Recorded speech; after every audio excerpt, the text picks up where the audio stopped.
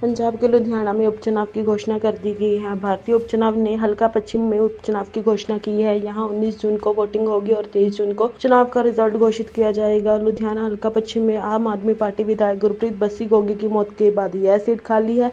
बस्सी की गोली लगने से मौत हो गई थी। इसके बाद आम आदमी पार्टी ने इस सीट पर उपचुनाव की घोषणा से पहले ही कैंडिडेट घोषित कर दिया है। इसी के साथ चर्चाएं यह भी शुरू हो गई हैं कि यदि आम आदमी पार्टी इस चुनाव को जीती है तो पंजाब के कोटे पार्टी संयोजक अरविंद केजरीवाल राज्यसभा जा सकते हैं, क्योंकि आम आदमी पार्टी ने राज्यसभा सांसद संजीव अरोड़ा को ही अपना कैंडिडेट बनाया है। उपचुनाव की घोषणा होने से पहले ही पार्टियों ने अपने कैंडिडेट्स भी घोषित कर दिए हैं। हल्का पश्चिम में आम आदमी पार्टी विधायक गुरप्रीत बस्सी की मौत के बाद पार्टी ने राज्यसभा सदस्य संजीव अरोड़ा पर दांव खेला है।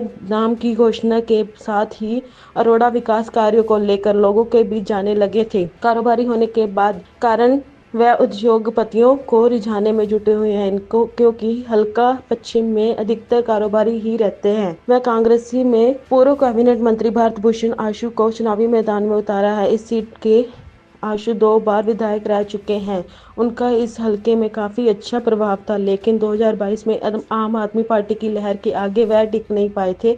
श्रोमणी अकाली दल ने हलके में अपनी साख बचाने के लिए एडवोकेट परोपकार सिंह घुम्मन को उम्मीदवार घोषित किया है। घुम्मन पेशे से वकील है। उन्होंने बच्ची दिलरोज का चर्चित केस लड़ा था और दिलरोज को जिंदा रेत में दफन करने वाली महिला को अदालत में फांसी की सजा दिलवाई थी। यह केस अब हाई कोर्ट में पहुंच चुका है। वहीं भाजपा ने यहां अब तक कोई उम्मीदवार घोषित नहीं किया है। 2022 में भाजपा ने एडवोकेट विक्रम सिंह सिद्धू को मैदान में उतारा है। इसके बाद यह सिद्धू ग्राउंड पर एक्टिव नहीं है। इसी के कारण भाजपा इस बार कई चारों पर विचार कर रही है। अब तक उम्मीदवार घोषित करने में भाजपा सबसे पीछे है। पंजाब के लुधियाना में उपचुनाव की घोषणा कर दी गई है। भारतीय उपचुनाव ने हल्का पश्चिम में उपचुनाव की घोषणा की है। यहां 19 जून को वोटिंग होगी और 23 जून को चुनाव का रिजल्ट घोषित किया जाएगा। लुधियाना हल्का पश्चिम में आम आदमी पार्टी विधायक गुरप्रीत बस्सी गोगी की मौत के बाद यह सीट खाली है।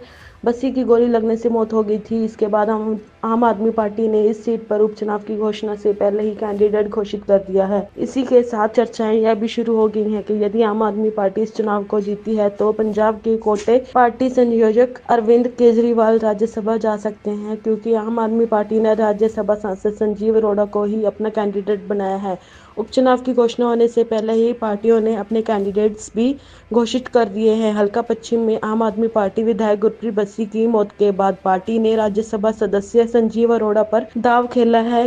नाम की घोषणा के साथ ही अरोड़ा विकास कार्यों को लेकर लोगों के बीच जाने लगे थे। कारोबारी होने के बाद कारण वह उद्योगपतियों को रिझाने में जुटे हुए हैं इनको, क्योंकि हल्का पश्चिम में अधिकतर कारोबारी ही रहते हैं। वह कांग्रेसी में पूर्व कैबिनेट मंत्री भारत भूषण आशु को चुनावी मैदान में उतारा है। इस सीट के आशु 2 बार विधायक रह चुके हैं। उनका इस हलके में काफी अच्छा प्रभाव था, लेकिन 2022 में आम आदमी पार्टी की लहर के आगे वह टिक नहीं पाए थे। श्रोमणी अकाली दल ने हलके में अपनी साख बचाने के लिए एडवोकेट परोपकार सिंह घुम्मन को उम्मीदवार घोषित किया है। घुम्मन पेशे से वकील है। उन्होंने बच्ची दिलरोज का चर्चित केस लड़ा था और दिलरोज को जिंदा रेत में दफन करने वाली महिला को अदालत में फांसी की सजा दिलवाई थी। यह केस अब हाई कोर्ट में पहुंच चुका है। वहीं भाजपा ने यहां अब तक कोई उम्मीदवार घोषित नहीं किया है। 2022 में भाजपा ने एडवोकेट विक्रम सिंह सिद्धू को मैदान में उतारा है। इसके बाद यह सिद्धू ग्राउंड पर एक्टिव नहीं है। इसी के कारण भाजपा इस बार कई चारों पर विचार कर रही है। अब तक उम्मीदवार घोषित करने में भाजपा सबसे पीछे है।